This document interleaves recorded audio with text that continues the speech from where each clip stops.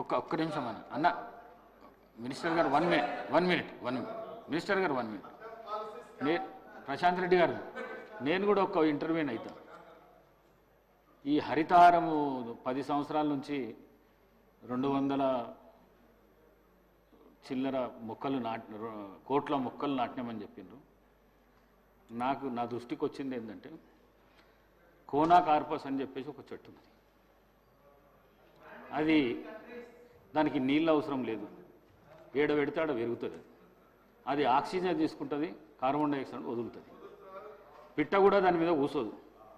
అట్లాంటి చెట్లు మీరు తెలంగాణ రాష్ట్రం మొత్తం పెట్టి 1 మినిట్ నేను ప్రభుత్వానికి కూడా సూచన ఏం చేస్తున్నంటే, ఈ కోనా కార్పస్ చెట్లు ఎక్కడైతున్నాయో వాటిని అన్నిటినీ తీసేయవలసిందిగా ప్రభుత్వానికి నేను